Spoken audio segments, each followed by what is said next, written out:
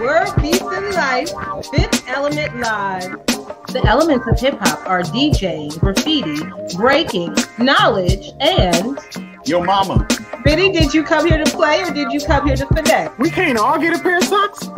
I told you, Patrick, I was coming for you. I took you out. You're still whack, copy?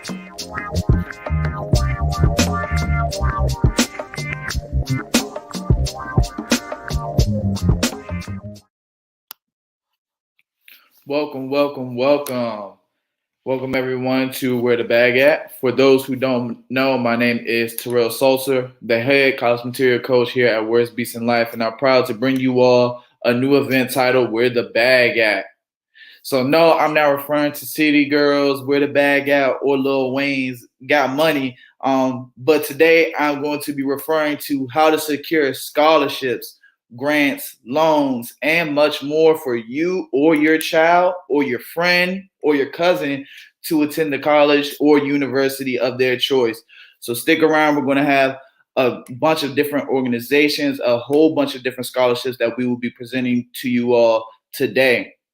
All right, so we are first going to get started with a student performance from our Arts Education Academy. Anthony, who goes by the stage name Maverick, has an original song that he's going to perform for you all today.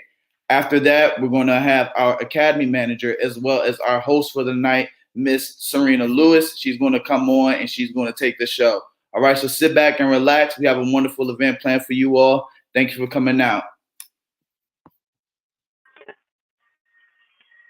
Hello. My name is Maverick, and I'm going to perform this song that I wrote.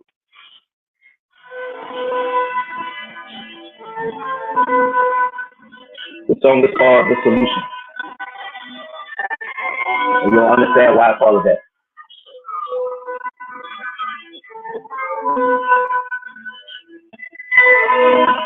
Yo,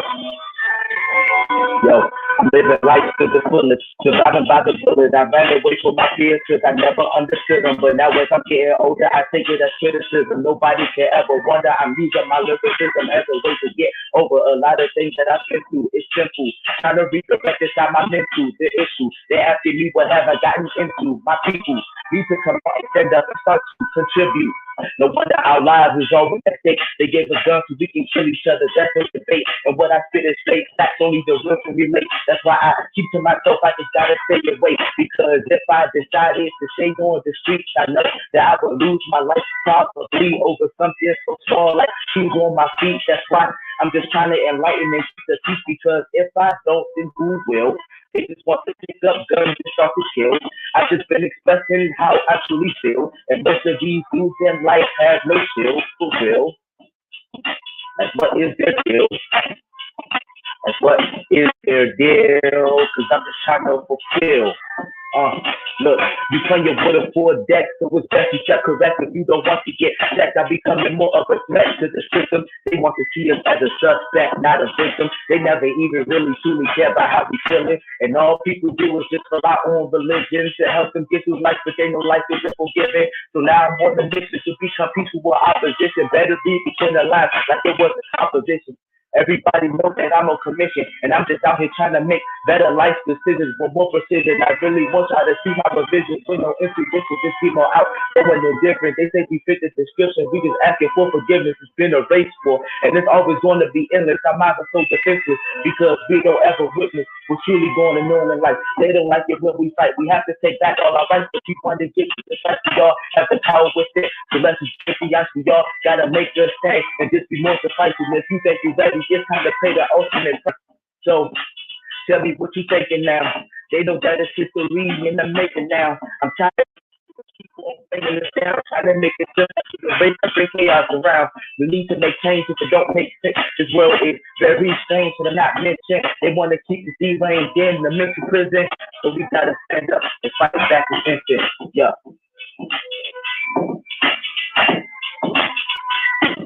Yeah.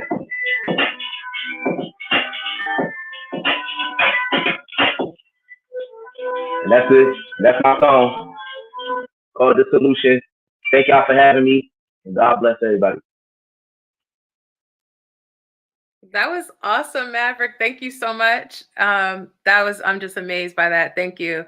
I'm always so happy to have any of our academy students be able to be showcased in anything that WBL is doing.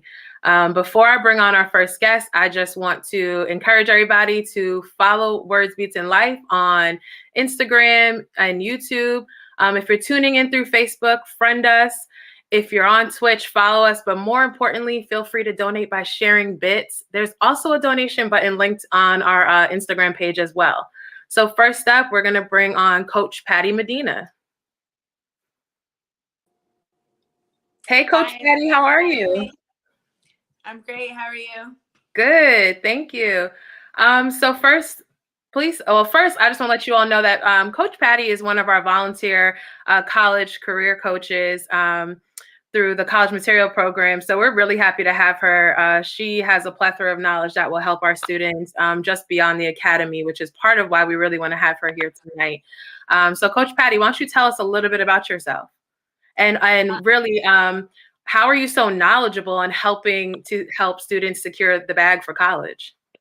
Right. So I've been a college basketball coach for the last 16 years. And amongst coaching, we have to help student athletes. I was at the junior college level. And so we had to help student athletes transfer from a 2-year to a 4-year, or we had student athletes come in from high school to college, and we helped them with that transition. And during that process, I held positions.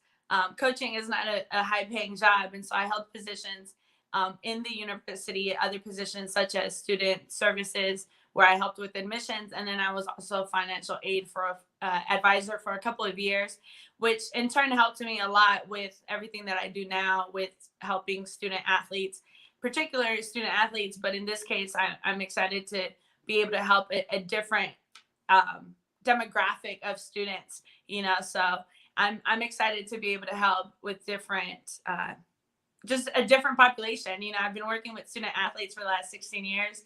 And like I was telling you, Serena, like I came across Words Beats in Life, and I'm like, wow, like I love music. I love arts.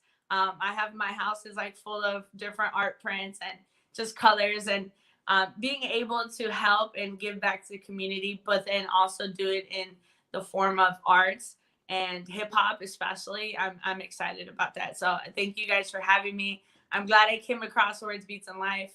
And people that don't know, you guys do so much more than just these panels. So I'm excited to be a part of it all. Yeah, thank you. I mean, we're super excited to have you give some of your talents to our youth. And, this is broadcasted to even more than just our academy youth. So hopefully somebody listening gets something from it. And we won't be selfish. We know that you have all this knowledge. So we want to have you answer some questions that'll hopefully be helpful to these students. So let's start with FAFSA, right? Because I remember I was so confused, like trying to figure this out. My dad didn't know what to do. Like, I don't even know if it existed when he went to college. So like, how should students prepare to fill out their FAFSA? FAFSA has come a long way from when we were in college. When we were in college, you had to ask your parent, like, yo, can I have your tax return packet? And then you had to go to line 41 and fill in line 41 on your thing. Now, the IRS has combined FAFSA with the IRS. And so all you need is like your parents' social security and, date of birth, basic information. And you log in, you sync it, and it literally uploads all the information. And so now the issues that we come across is either parents haven't filed for taxes, or, there's no record of it. For some reason, it doesn't come up. And so we've had instances where some students will try to upload their parents' tax information and it doesn't come up. And it's because there was a mistake on the name. Or we had one where we were trying to update her FAFSA, and come to find out, like, her parents were having identity theft and weren't even aware of it. And so there was like two different profiles coming up with the IRS. And so then that kind of led to another situation. But FAFSA is important because it literally is the foundation of financial aid. So in order to be able to, and we're going to talk about other grants and things like that, but in order to really know how much you can apply for and how much, especially state funded free money that you don't have to give back, it all goes through FAFSA because it's all based on income based. So It depends on how much the parents make. And there's ways around it. We've had to also, we've had students, for example, we had foster students that obviously don't have parents' tax information. So then there's another section where you apply for independence.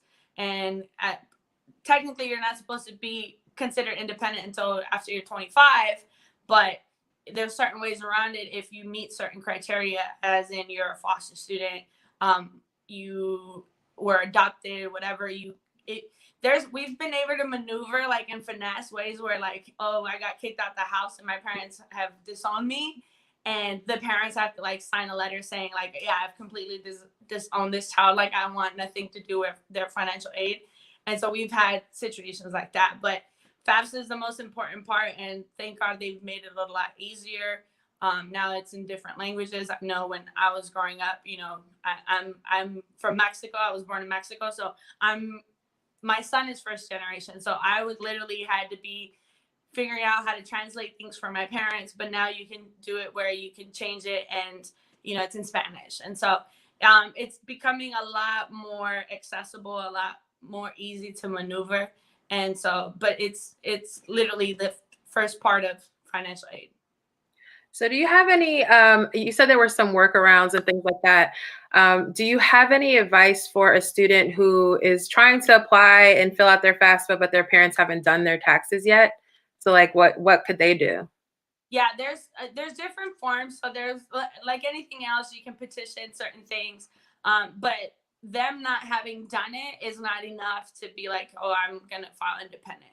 So the student would just have to press the parent like, hey, I need you to do your taxes because it needs to go into this information. And sometimes the students have jobs themselves, so they could file and upload their tax information and then go from there. So there are ways to maneuver, but if you are under 25, then your parents, at least one of the parents' tax information is required.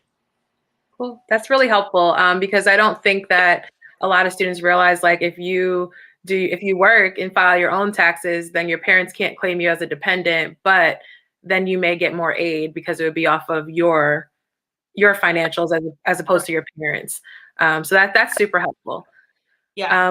Are there any other major do's or don'ts with FAFSA that you can think of, like any like normal errors that people, like common errors or anything like that could hold up your aid or cause any issues?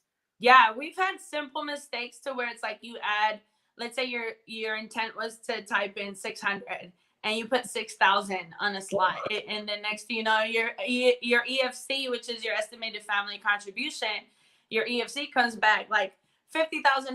Like your family is expected to turn in help with $50,000.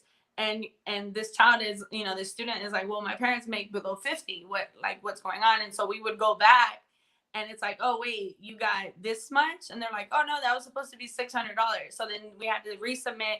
We had to wait again.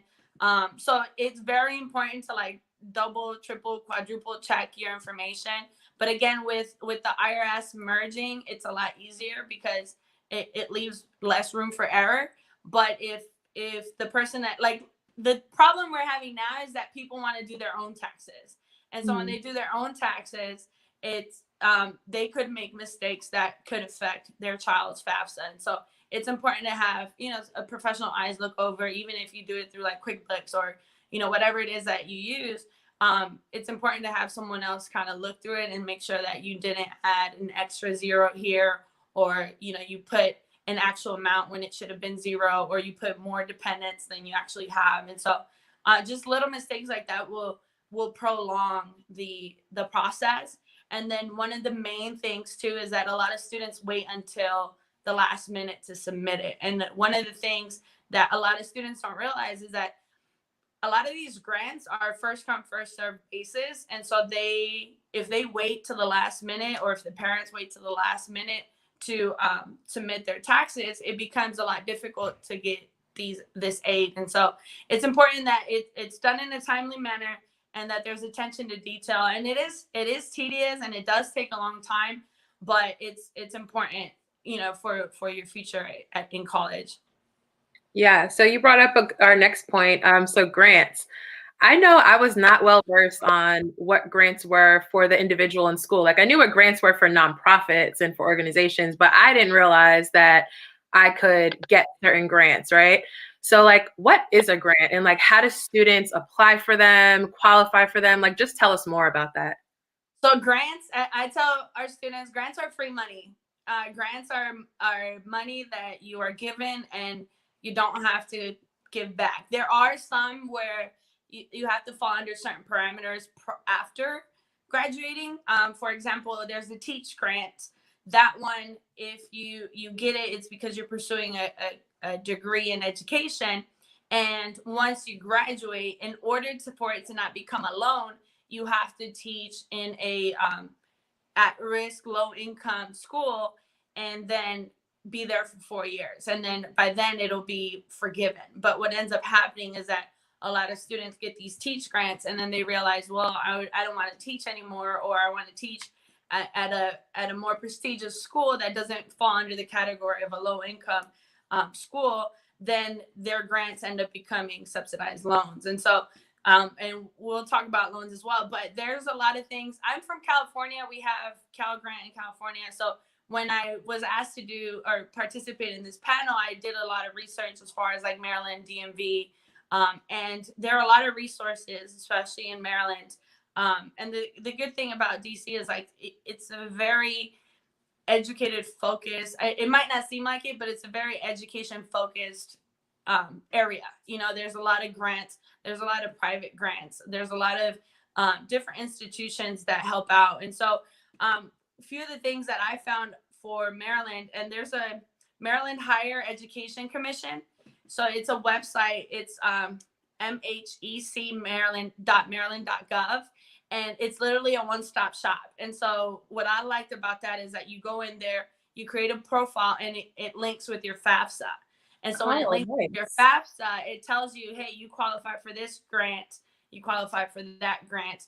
And whereas before, at least for me in California, the grants was a separate website than FAFSA. And so it's like they didn't really intervene.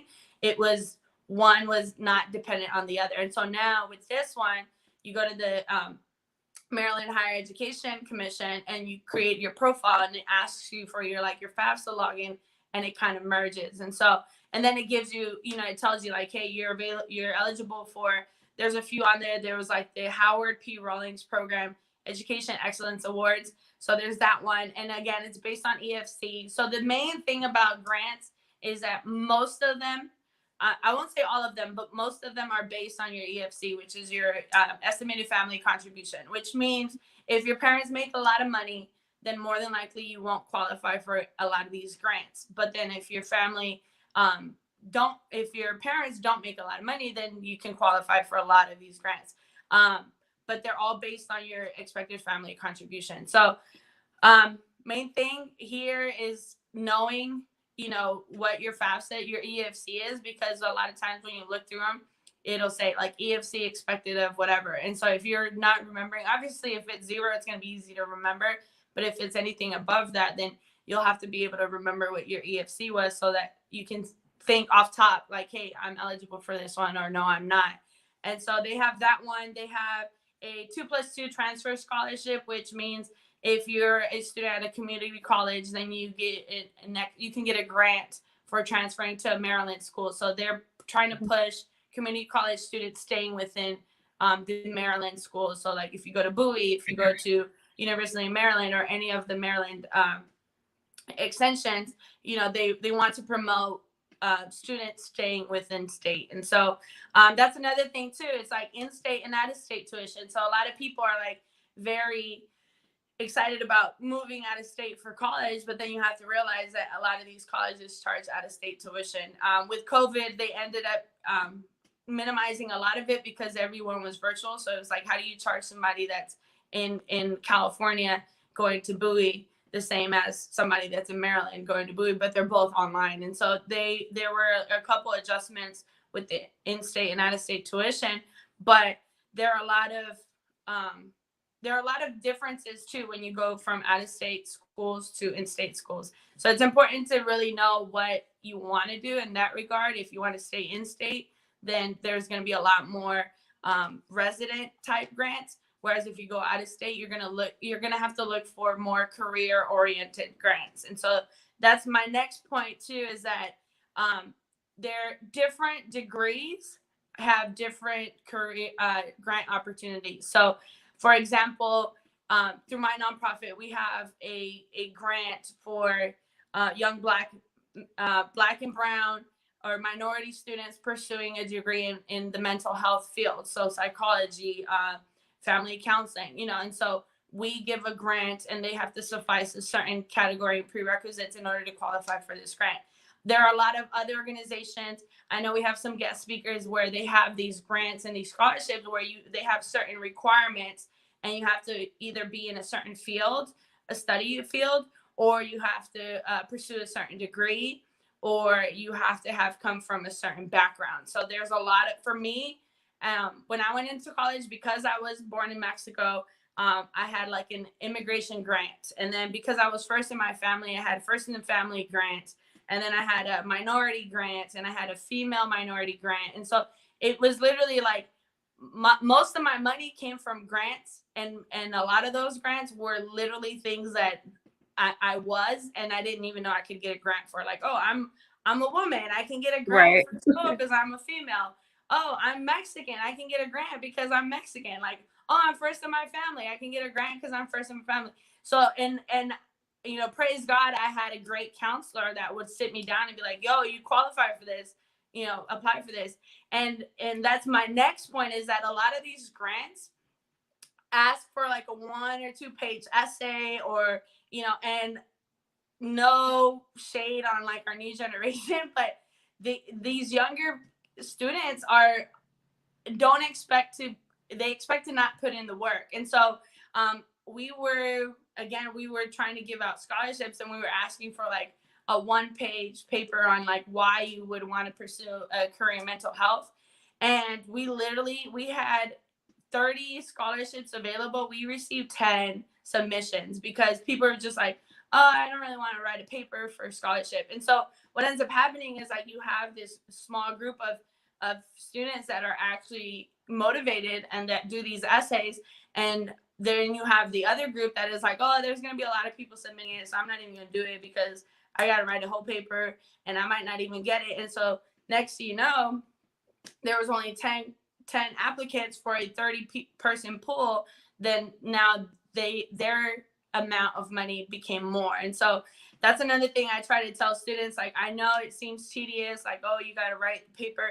And honestly, a lot of times the one paper you can kind of just move it around, and that one paper might suffice for other scholarships because the themes are the same. Like, what is one event in your life that changed you? What's something that you would, do differently, or, who inspires you? Like, these are like typical prompts, and a lot of students just don't want to write essays. And so there's a lot of free money floating around for students, even for people pursuing, their bachelor, their master's, and their doctorate degree. There's a lot of grants, but they require writing an essay, and a lot of people are like, I don't really want to do it. Yeah, that's definitely something that within the college material program, we want to have our students be practicing, which is writing these essays that they will have to write for college, even to get in and to secure the bag, so definitely an important skill. So let's just jump to loans, briefly, like, what are the different types of loans, and which ones should students just like try their best to stay away from when trying to afford school? Yeah, so loans are something that, like, again, I was not very knowledgeable on when I went to college. And so it was like, oh, you can get a $2,500 loan here, and you can get another one here. And for me, I'm thinking like, oh, it's money that I can borrow and then I pay back eventually. But no one told me that, yeah, there's no interest while you're in school, but then it's still accumulating. And then once I graduated college, a $2,500 loan became an $8,000 loan because the interest was accumulating throughout. So then we tried to talk to them about APR and interest rates. Like, okay, this might give you a $10,000 scholarship, but the interest rate is 27%. or this one might only give you 5, but their interest rate is only 3%. And so we try to talk about low interest rate loans because, it's going to take a few months to get into your actual career and to be able to pay. And you don't want to be working just to pay your loans. And so there's Stafford loans, there's Parent Plus loans. One of the things that we try to shy the students away from are the loans that accumulate interest while you're in school. So there's some that don't accumulate until you're after graduation. And then there's some that accumulate while you're in college, but then they don't get plastered on until the end. And so I tried to shy students away from loans as much as possible, just because, I feel like it ends up being a death trap at some point. And so we try to really be thorough and honest and transparent with students about the loans. And like, we literally scare them. We scare them to the point where they're like, okay, we don't want any loans, because it's very important. You have students graduating from, like, okay, granted, you go to Stanford, you graduate from Stanford, and you have a $60,000 student loan debt, but you had and again, we'll talk about internships. You had an internship, so you have a guaranteed job post-graduation. But then you have the students that go to, like, a smaller college. They really don't know what they want to do after college, and then they're just accumulating loans. And so we try to discourage them, per se, of getting loans. But if it's totally necessary, the best ones are, like I was saying, like, the Stafford loan helps with not accumulating interest until after they graduate. And so another thing too is there's a lot of employers that help give loans as well. So, like, off the top of my head, you have, like, Starbucks, Chick-fil-A, I think Panda Express. Like, there's different little corporation businesses that offers student loans for obviously there's parameters, but there's student loans for the employees. So if you're a barista at Starbucks, they have certain programs where they offer you student loans, and as long as you're working for them, they end up paying it. I forgot how it actually works, but it's a great deal. And so we try to tell them to go that route instead of just signing off on a loan. And Right. And when you go to a financial aid office, and I've worked in a financial aid office, and I'm going to be as cutthroat as possible. At the end of the day, it's a business. So schools want you to sign off on $20,000 in loans. They do. Yeah. They want you. I'm sitting there in the financial aid office, and I'm helping, and they're like, why'd you tell her not to get a loan? I'm like, because she doesn't need it. And they're like, no, like, that's money that we need to get, for school. And so it becomes this business. And as long as you maintain that mentality of, like, look, it's a business, I need to get in and get out with the least amount of student debt possible, then you'll be okay. But that's the ugly part of financial aid, is that you have these financial aid officers who the higher ups are telling them, like, yo, have them sign up. Oh, how many loans did you, like, they have a quota, how many loans did you sign off on today? Yeah, it's all a business, so it definitely makes sense. So we have time for one more question before we have to bring on some of our other guests. So just real quick, can you just tell me what is work study, and how could a student use that to help pay for college?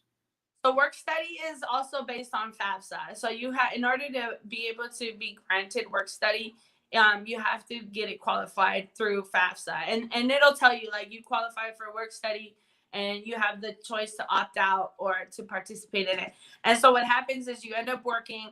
Most of the time, it's a job on campus. There are other smaller schools that outsource, and so but it's a job on campus. Let's say there's a student union and there's a cafe at the school. Then you work at the cafe, you get a check. But what a lot of students don't realize is that work study, even though you get that check, that still counts towards your scholarship or your financial aid money. And so a lot of these students get the check and end up spending it on sneakers or whatever.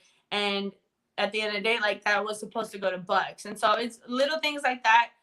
Work study, I think, is great if you have the discipline to not spend that money and actually use it for what it's meant for, because really what it does, it's just sufficing the scholarship amount that you got and the EFC amount. And so there's students that opt out and they say, no, I don't want to do work study. Just, give me my money otherwise or other ways, and then go from there. So, Right. but they have to be pretty responsible to know how to budget to get through college in order to really, take that under their wing to help them, pay for college and hopefully come out with less debt. I know you have so much more information, and we're so excited to have you as a part of our, college material program. But we're actually going to be cutting to our next guest, and I'm really excited to get the rest of that information from Patty moving forward with our program. So next up, we have Kelitah from the Posse Foundation. Hi. I'm still on mute. Hello. How are you? I'm well. How are you? Not bad. Patty shared a lot of really good information. I'm thinking about the students to work with, and that's good stuff. So I know we have so many more questions too. It's just never ending. But I feel like that's how it happens with financial aid. It's just so confusing. So having so many different voices and people you can trust is really important, which is part of why we really want to have you here, because I'm not as well versed in the Posse Foundation and what you all do, but I'm super excited to learn more about you. I know Obama supports y'all. I have a few friends that came through, but could you just tell us more about what is the Posse Foundation and what's your mission? Yeah, so quick backstory. The Posse Foundation started when our CEO founder, Deborah Beal, was working with a student. She was working at a university, and the student said, I never would have dropped out if I had my posse. And so our company started in 1989. So Posse at that point meant your clique, your crew, your group of friends. And so, the thought process was that could we get students to subsist through the university process, right? All 4 years, graduate on time, everybody graduate together by sending them to school in posses, right? So our program is a way for us to send groups of 10 to selective universities around the country in a way to make sure that students can subsist through the 4 years, but also the larger goal of Posse is to really change the face of leadership. And what that means is that, we're kind of starting from the bottom, right? So we're selecting students from, various cities across the country. We're selecting various ethnicities and genders and various, the majors and all that kind of stuff, right? So our goal is to really start from the bottom and bring diversity to the top. And, I'm hopeful that I'll get to talk about a few of our alumni, but there's so many of our alumni that have really done that, right? They've gone to these universities, they've changed the campuses from the ground up, and then now they're, in their professional roles, really doing some incredible things. So Posse's goal in general is to make sure that leadership is diverse, and we do that by sending students to school in groups of 10 so that they can support one another and subsist through the program. That's super cool, because you go to school with your clique. Exactly. Right? It's pretty dope. It's pretty dope. That's dope. You got that whole being nervous, be somewhere new and alone. I went to a predominantly white institution, and I was in rooms of 300 and the only person of color. So I was searching for brown faces and people like me. Yeah. So I totally, that's awesome. That's amazing. Yeah. So how does a student become a Posse scholar? Oh, it's such a niche process. So we call our process the dynamic assessment process. And it is a 3-step process.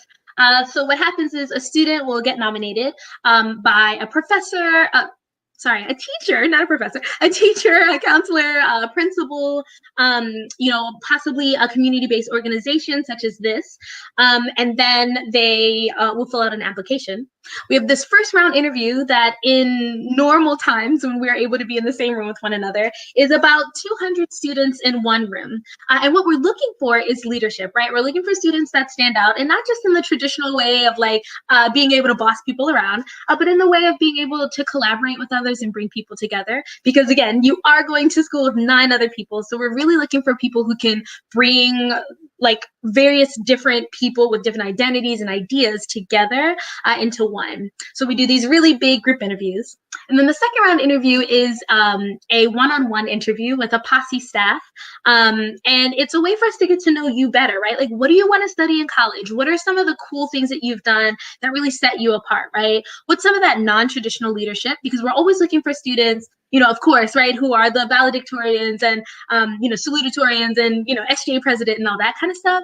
But we're also looking for people who didn't do that. We're looking for people who, take care of their brothers and sisters after school. We're looking for people who are continuing to volunteer in their communities. All that kind of stuff is really important to us. So that second round interview is a way for us to just get to know you, right? Like, are you a good fit for Posse, and is Posse a good fit for you? And then the third round interview is another group interview, but it's much smaller than our big one. So our first one is like 200 students. Our last one is between 25 to 30 students. And in this interview, you actually get to meet the admissions people who would be admitting you to the university. And during this time, we do activities, we play games. It's really, really fun. Actually, most times students, who are currently scholars will tell you that it didn't even feel like an interview, that it very much is, again, a way for us to get to know you. Like, is Posse the right fit for you? Are you the right fit for Posse? And once that third round interview is over, our university partners get to choose, from those 25 to 30 students, who do we think is really going to come to this campus and be a leader? Who's going to change the face of leadership, as we're talking about, right? Who's going to come and help us diversify and really get into the nitty gritty? Because I'll tell you, our Posse scholars, especially the ones that are currently on campus, do a really good job of like holding their universities accountable, right? If there's something that's going on, if there's, like some social injustice that happens and the university doesn't respond in a way that feels, comfortable, right, for the students of color, they're always good about, going to the president or, the deans and saying, hey, can we talk about what the response has been? So Posse scholars, it's a long process to become a Posse scholar, but it's such a invigorating process. It's also super encouraging. I think, again, anybody who's done the process will tell you that, they leave that last interview really feeling like they've gained a new group of friends, even though they're not a part of the scholarship, but they feel like they've gained a new group of friends. And that's always our goal, is to continue to uplift the various leaders in our communities across the country. That's cool. So it sounds like, one, it's really notable to be a Posse scholar. Like, they sound like the movers and shakers. Definitely. But two, like, I know you guys offer them like a wide range of things to help with their education. Yeah. Before we jump into that, I just have a question for clarity. So how many students do you all pick after all of these interviews? That's such a good question. So Posse DC, right? So here, DC, we pick 61 scholars each year. But in thinking about our entire Posse cohort that gets picked each year, we pick about 700 students every single year. And so we've got sites in LA and San Francisco, the Bay Area, Chicago, New York, Atlanta. Where am I missing? We've got a veterans program. We've got Miami. So we choose a lot of students from across the country. We're partnered with over 70 different universities in the country as well. So overall, we're sending about 700 students. From DC specifically, we're sending 61. I hope that answered your question. It did. Nice. So with the 61 scholars, those scholars then go to DC related schools or any school? Like, who are some of your universities as well?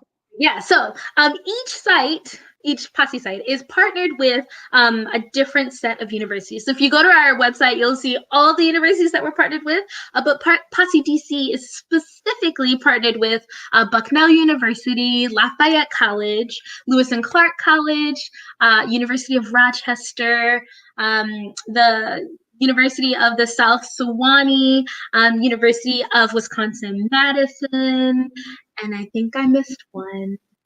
Did I say University of Rochester? I think I know.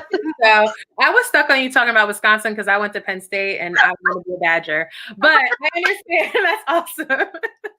Badgers are some of the coolest Posse scholars, I'll just say. You must be one.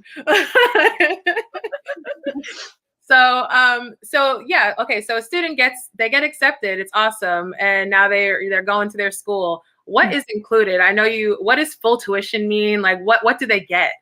Wow. Oh, that's such a loaded question. Okay, so I'm going to start from the top and then I'll get us to when you matriculate. So when you become a Posse Scholar, what happens is from January to August of your senior year, you are actually in this weekly program with your Posse, which is called pre-collegiate training.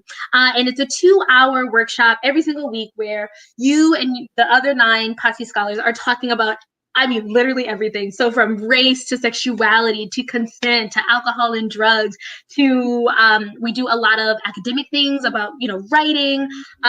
We also have like this academic immersion day where we bring, representatives from the university to come and like teach classes. So there's all of this that happens before you get to campus, right? The thought process behind that is making sure that we really build a good foundation for you before you hit campus. And then once you hit campus, thinking about the full tuition scholarship, what that means is that full tuition is covered, right? So if tuition, I can't remember, exact numbers, but if tuition is $50,000 a year, that is covered every single year. So for all 4 years of your tenure at whatever university you go to, that's covered by the university. Now, a lot of people will ask us about like room and board and books and that kind of stuff. So those are things that are not covered with the scholarship. But what I will tell you is that because Posse Scholars are so dope, oftentimes they get other forms of what do I want to call it? Financial aid, right? So similar to what Patty was talking about with, different grants and other scholarships, we always encourage our scholars to be looking for other scholarships because yes, the full tuition scholarship does cover a large chunk of what it costs to go to college, but it does not cover all of it. And that oftentimes can be a difficult conversation to have, but also our financial aid offices at all of our universities are super helpful as it relates to, kind of going through some of the things that Patty was talking about with FAFSA and all that kind of stuff. But they're also really good about sharing other scholarships. If there are things, the little things, right? Like if you're left-handed or, if you are first generation, they've got lots of scholarships like that you also can apply to.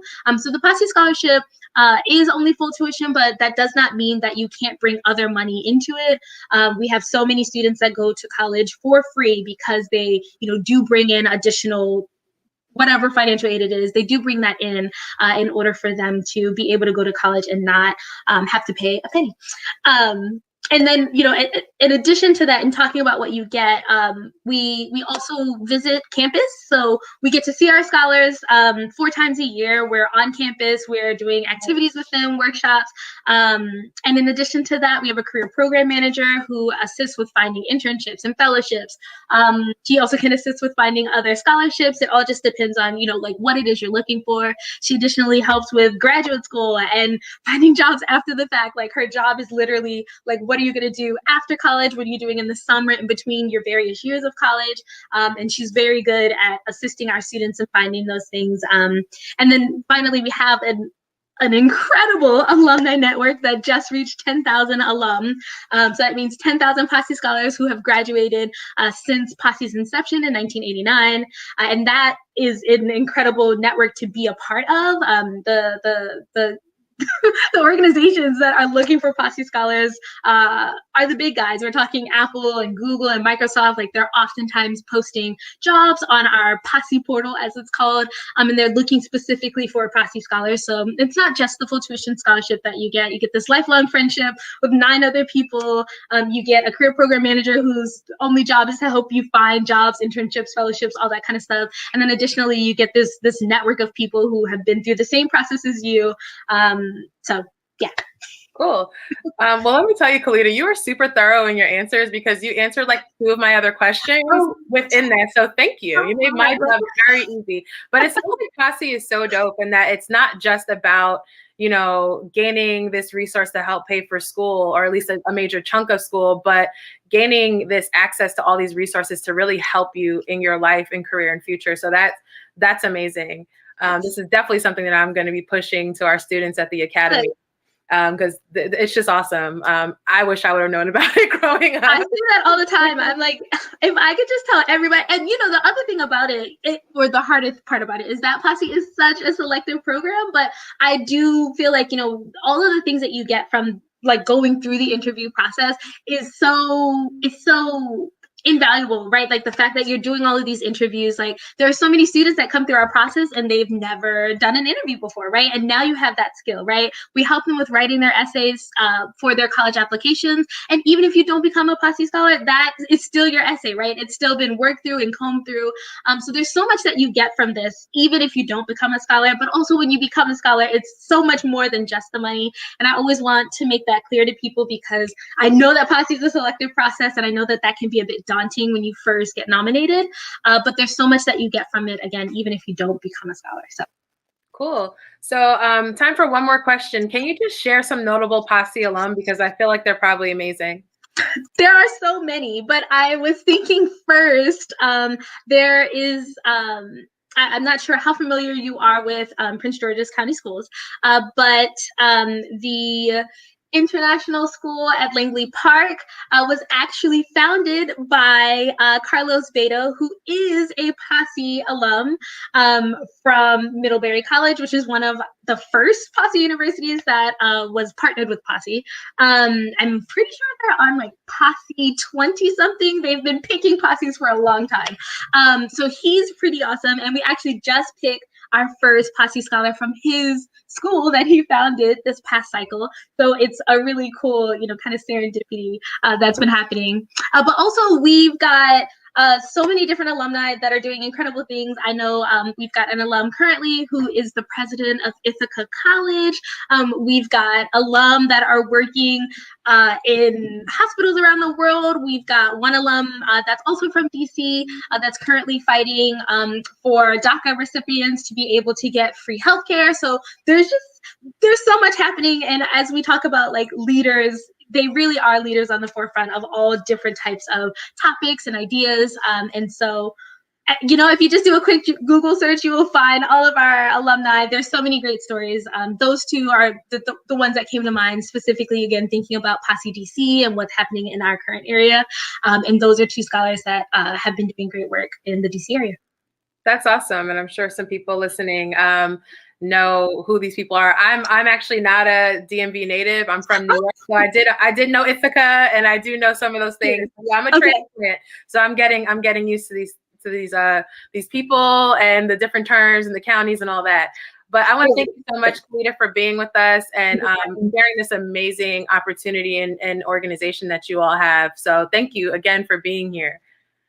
Next up, we have Mazi Mutafa, who is our founding executive director for Words Beats in Life, and he's going to come and talk to us a little bit about some of the scholarships that we offer at WBL. Hey, Mazi.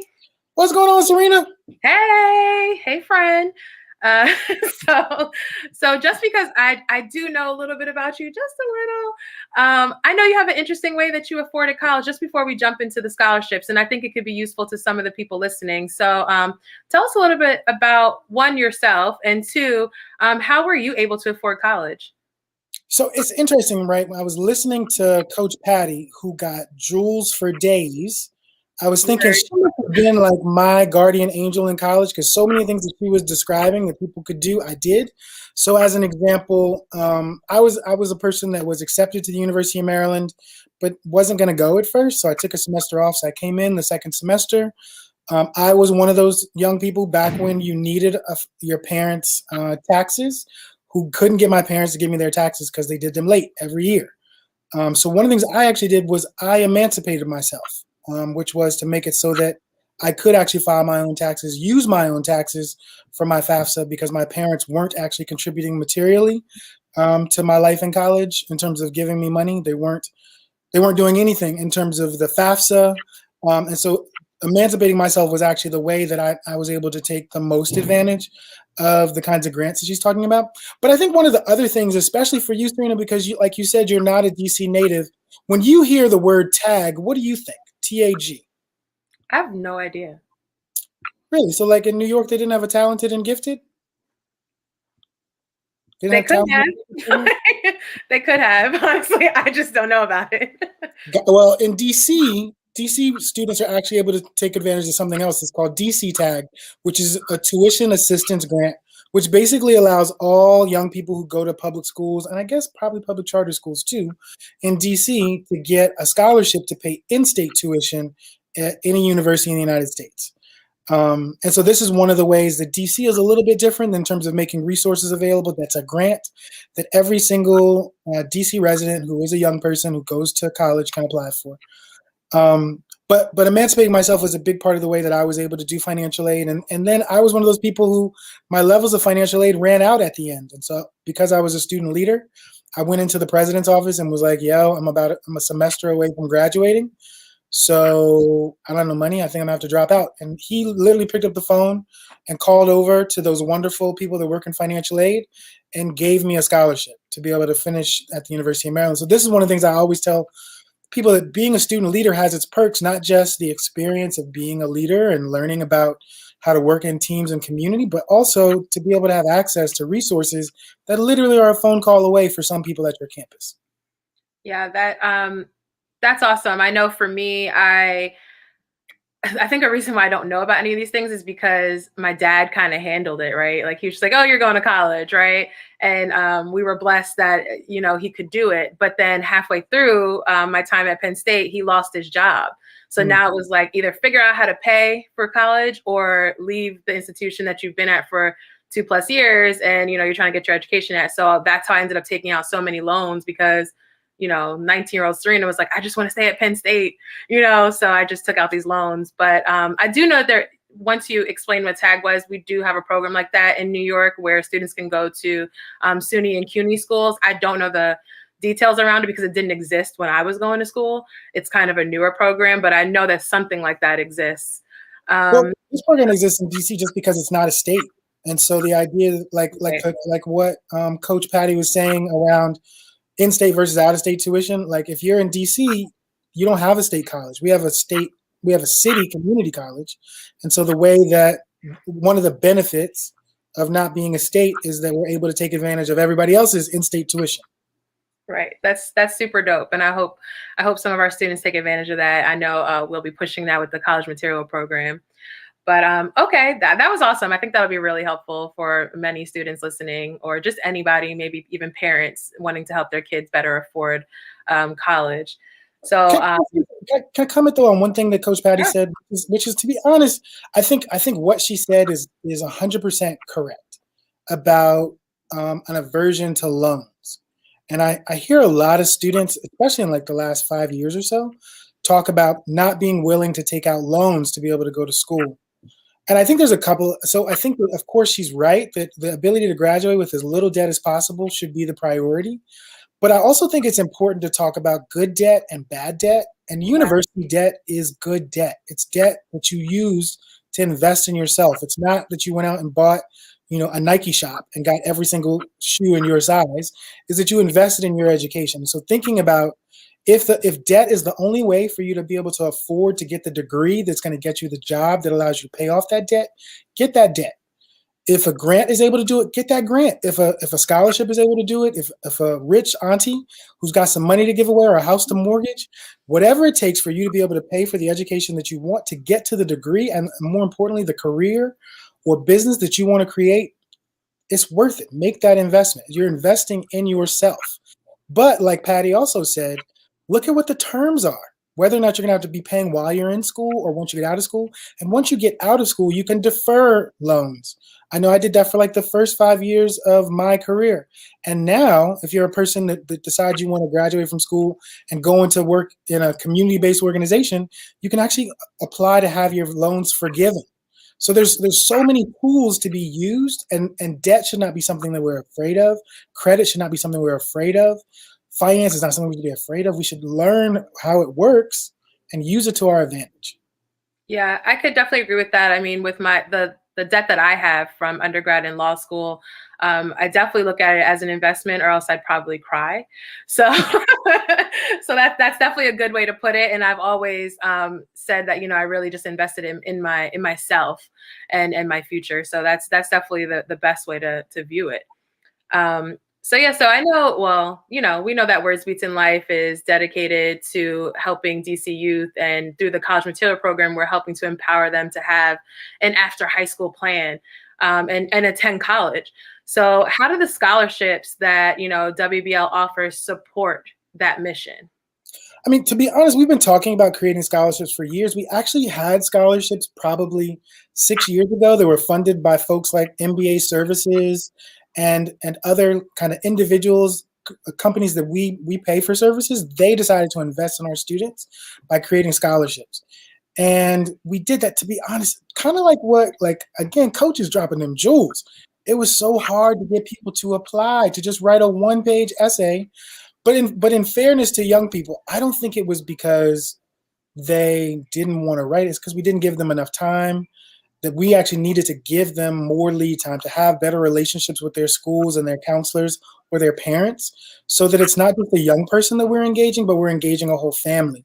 The challenge for us is that our grants are so small, or our scholarships are so small. It's like, well, do I really want to do blah, blah, blah? I mean, I don't know. Like for me, an extra $500 my freshman year to pay for my books would have made a big difference in my freshman year in college. And so that's the scholarship. The level of scholarship we've created is a series of $500 scholarships that are intended to be used for books, but can be used for a meal plan, can be used for whatever it is that's necessary for a young person. And we've created kind of two scholarships. One is something we created actually thanks to an angel donor who donated a little bit less than $5,000 of money that he'd raised for his birthday to us to create a For the Love of U Street scholarship. And he wanted to do something a little different, which I love, which is he wanted to create a scholarship for graduating high school seniors and graduating college seniors who are from Washington, D.C.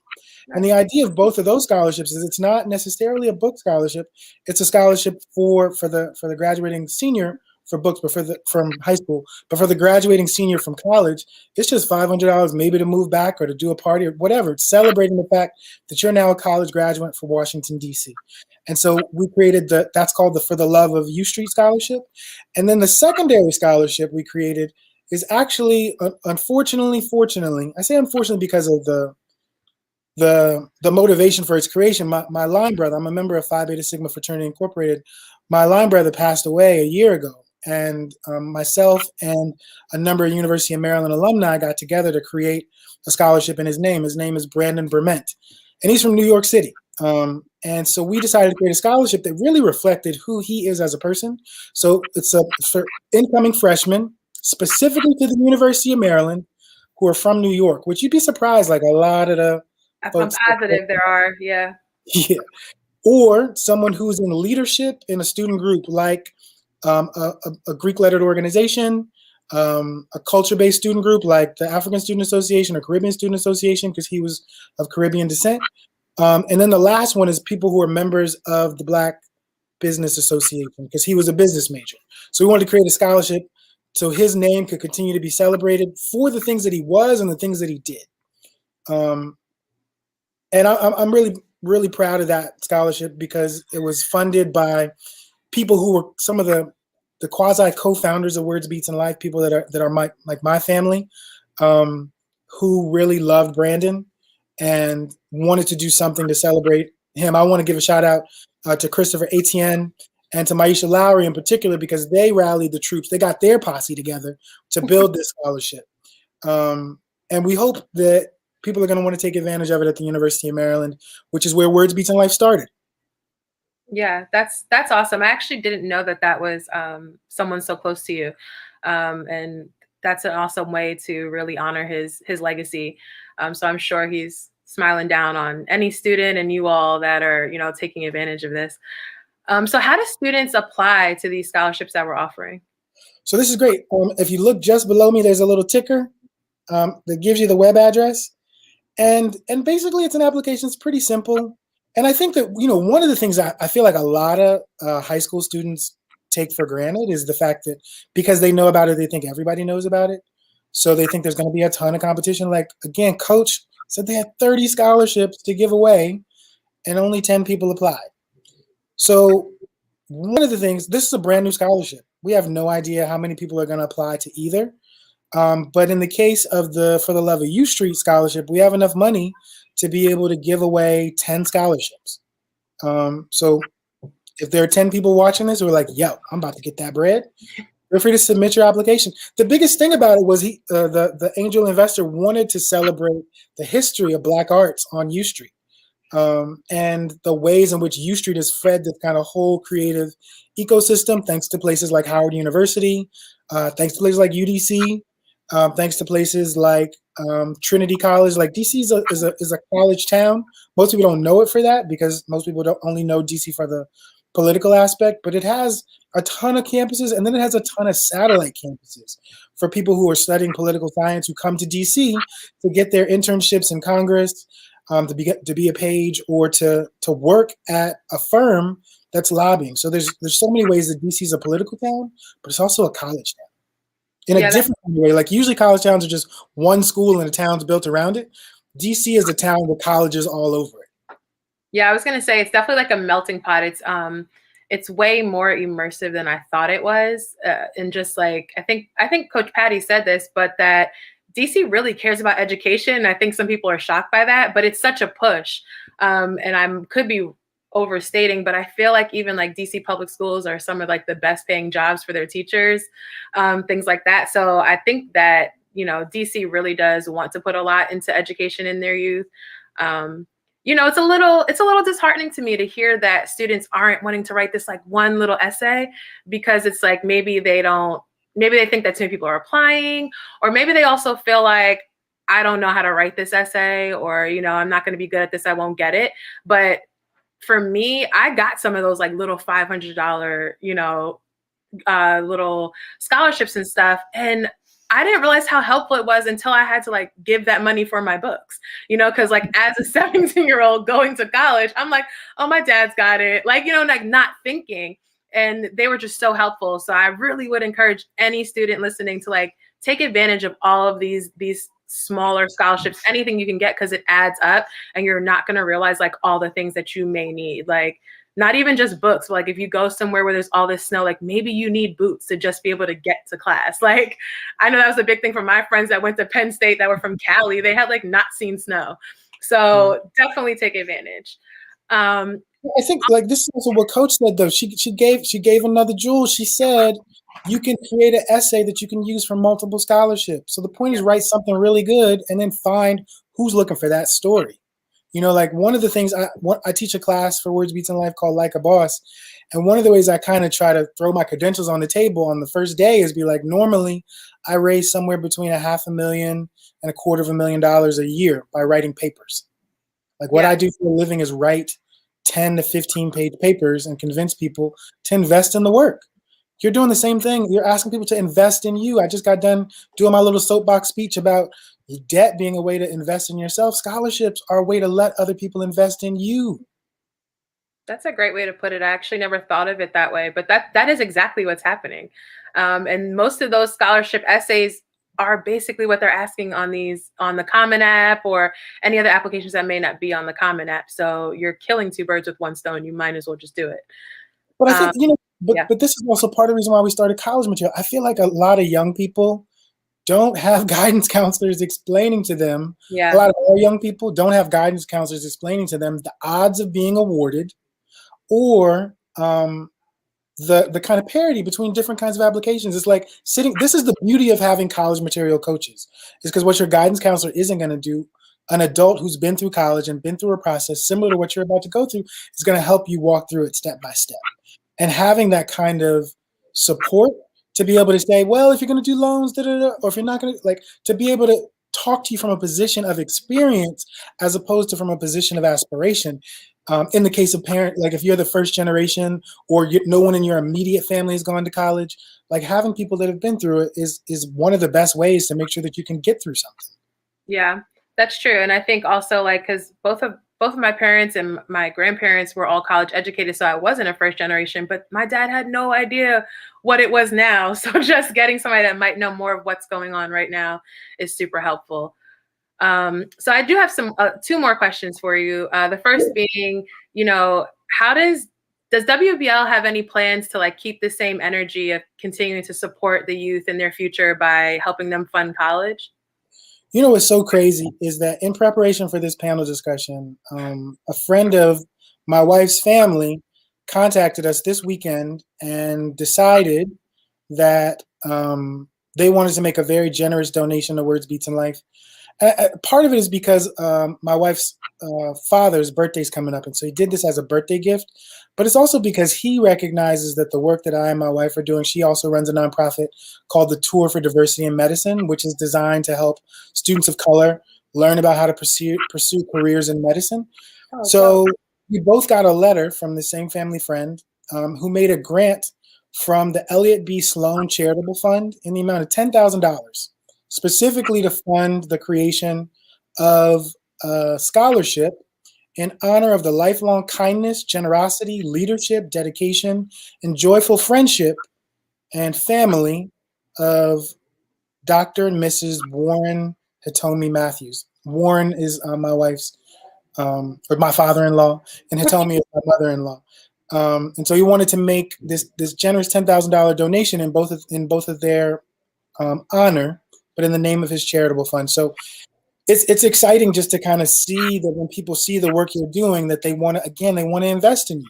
Part of that telling your story is sharing with people the fact that you're doing something worth caring about for people whose lives they want to make a difference in. I literally today went out to record an interview for our alternative spring break, and I ran into a friend who's moving to Seattle, and she said, "You know what, Mazi? I just want to thank you. If ain't nobody thanked you today, I want to thank you for putting in 20 years of work to help our children, our young people, pursue their dreams, she called them the unemployable, and showing them how to be employed and how to create their own jobs." And I was like, say word. That's awesome. And I mean, I thank you for all your hard work, because without you doing all that, I wouldn't be the academy manager.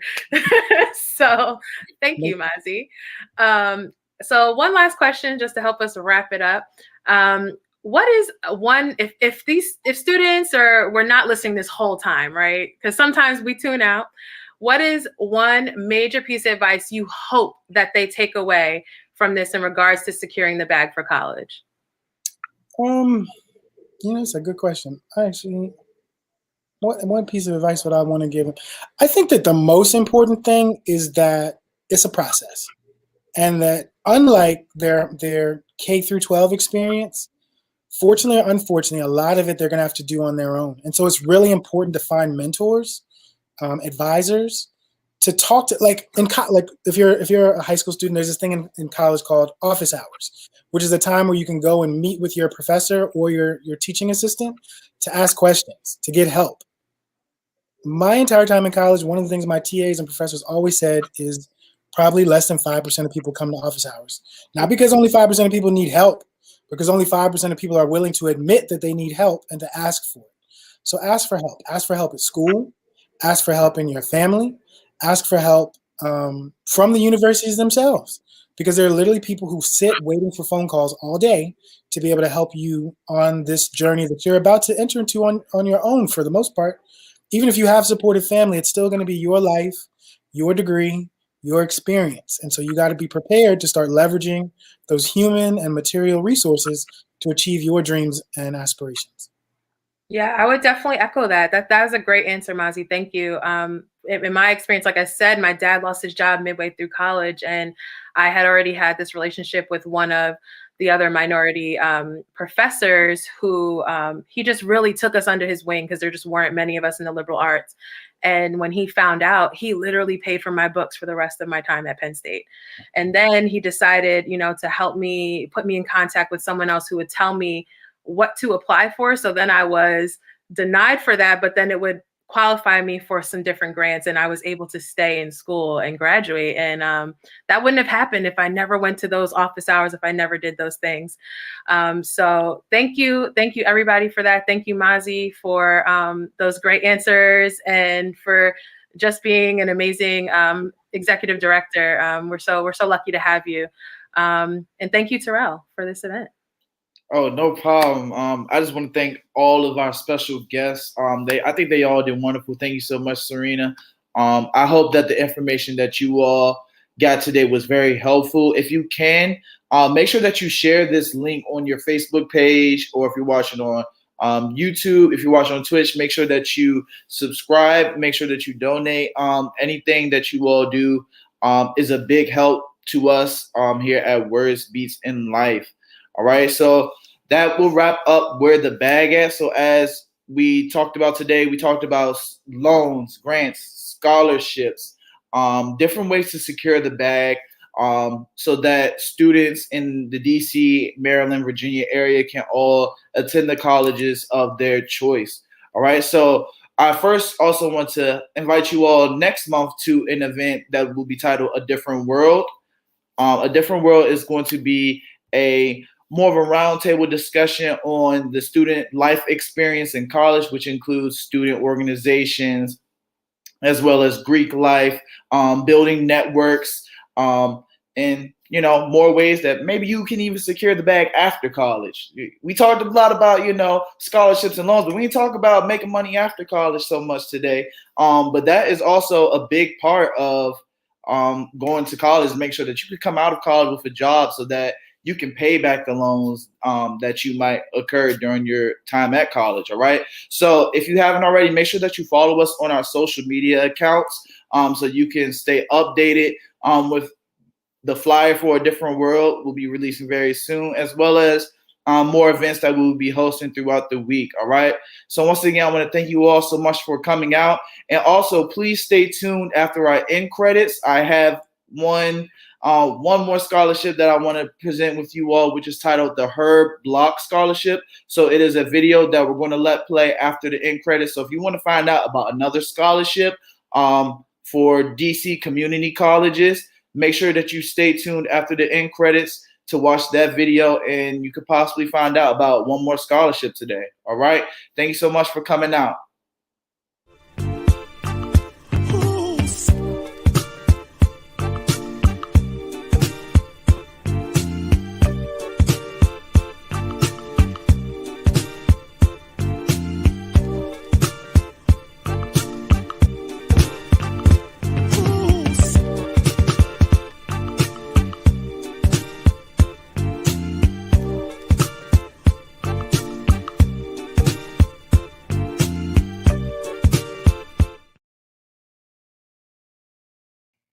Hi, and welcome to a short information video on the Herb Block Scholarship.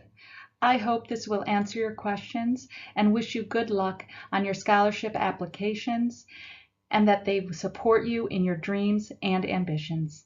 My name is Marcella Brunet, and I'm the President and CEO of the Herb Block Foundation. Who was Herb Block? Herb Block was a Pulitzer Prize-winning editorial cartoonist for 72 years. More than 50 of those years were at the Washington Post here in Washington, D.C. In his will, he created a foundation to provide grants to causes he believed in and give scholarships to deserving students. What is the Herb Block Scholarship? The Herb Block Scholarship provides financial assistance for students attending community college in the DC metro area. The 4 community colleges that are eligible for this scholarship are Montgomery College, Prince George's Community College, the Community College of the District of Columbia, and Northern Virginia Community College. This is not a loan. This is a scholarship, which means that this is free money that you will never have to pay the foundation back. It helps roughly 100 students each year gain access to educational opportunities they could not otherwise afford. We give approximately 50 scholarship awards in the fall with a deadline date of June 1st, and approximately 50 winners in the spring with an application date of November 10th.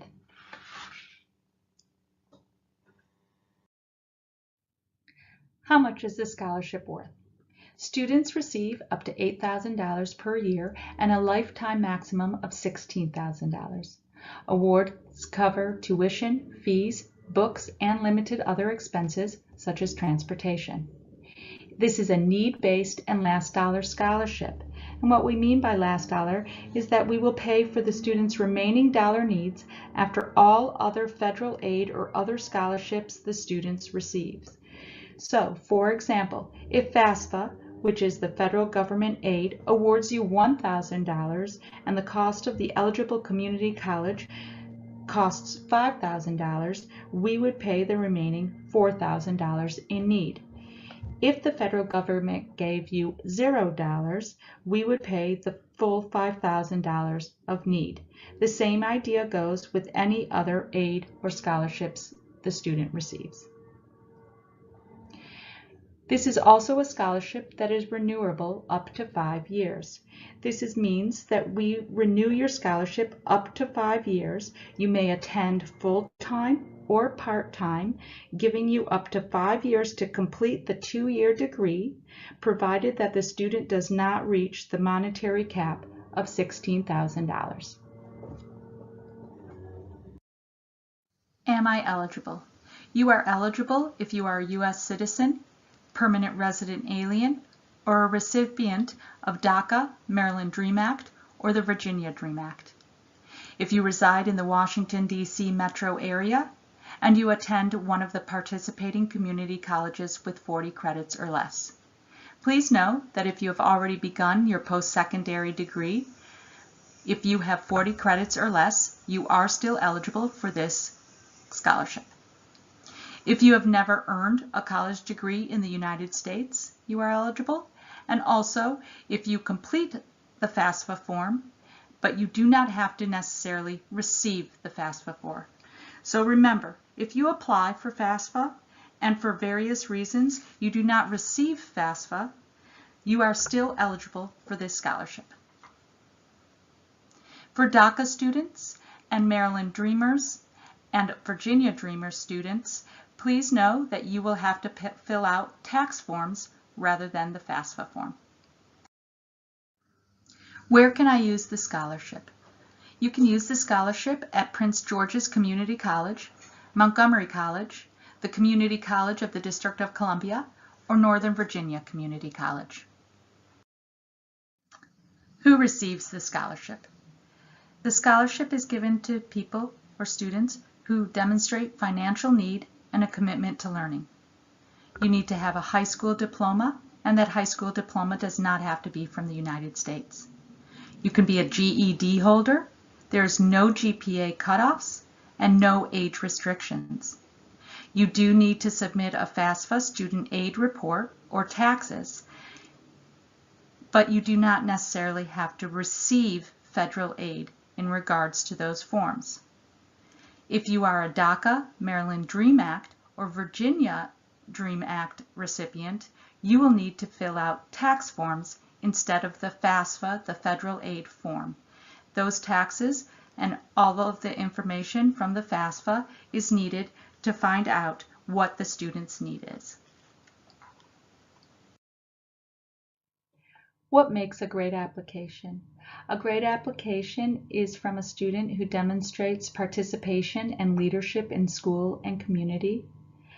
We give an opportunity to write an essay that tells us more about your personality, experiences, and future goals, but also about life challenges and commitments, and expresses what is important to you and for others. There's an opportunity in the application to give job or volunteer experience, but also space to tell us your story in regards to why you may be returning to school after many years from graduating high school, or for helping out at home instead of being able to volunteer or getting a paying job.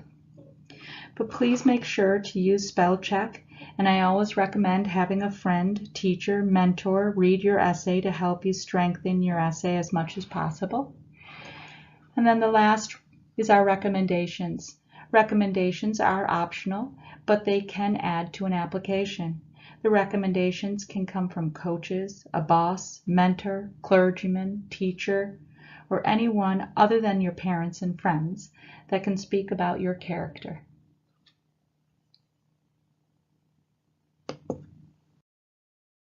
When are applications due? Applications are due for the fall semester on June 1st.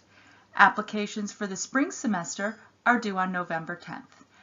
Applications for the fall semester will open up on March 1st. They will remain open through the November deadline date for the spring semester and close during that time and reopen in March.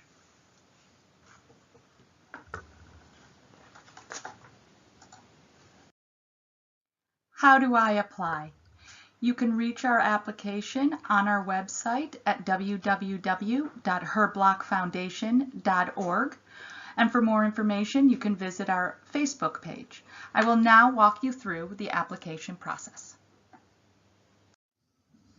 There are two versions on our site. One version is for your computer or laptop, and this is the slide that you are seeing. You will see our website page and the tabs at the top of the page, and you would click on Scholarship. As you go down to the bottom of this slide, you will see once you hit Scholarship what you will need to click on, which is Her Block Scholarship Application. Click here. You will not see the red boxes regarding circling the scholarship. I have marked these on the slides just to show you where you need to click. On the next slide is the phone version. This version, you will see on the upper left-hand corner 3 lines, and when you click on those 3 lines, you will have a sidebar which allows you to go and click down on scholarships. And once you click on scholarships, you then will see that same page as if you were on a computer, and you would click on the Her Block Scholarship Application. Click here. Again, those red boxes will not be shown on your screen, but they are here to show you where you need to click. Once you click on the scholarship application, it will take you to this account login page. You will have to fill out the information needed as email and password. Please remember your password because you will be able to return to the application and continue doing the application, making any changes or any additional information you need to add, because you do not have to complete the application in one sitting. And you can return to this as many times as you want and make those changes before submitting the application. And this is a view once you log in of the application. As I have marked in red, which you will not see on your screen, I have marked the tabs that allows you to go through the process of the application. I want to make sure that you save your application information so that you can return and make additional changes or additional comments on your application before submitting. In order to do this, you need to go to the bottom of your page of any of these tabs, and you will press Next Page, or you can click on any of these another tab, and it will have what I have here in gray on the screen saying your data is being saved. Please wait. So please make sure that you do one of these two things. Click on the next page or click on another tab. Make sure that you get your data is being saved. Please wait before you log out so that you know you can return and everything will be saved. The other thing I would like to say is that you may have different questions and information requested depending on how you answered previous questions. An example of this is that we would be asking a senior in high school different questions than we would be asking a 35-year-old who may be returning to school. How do I apply? Again, our applications are available on our website at www.herblockfoundation.org. And if you need additional information on the application, please contact ISTS Customer Care at 855-670-4787 or email them at contactus@applyists.com. I hope this was helpful information, and I wish you all the best.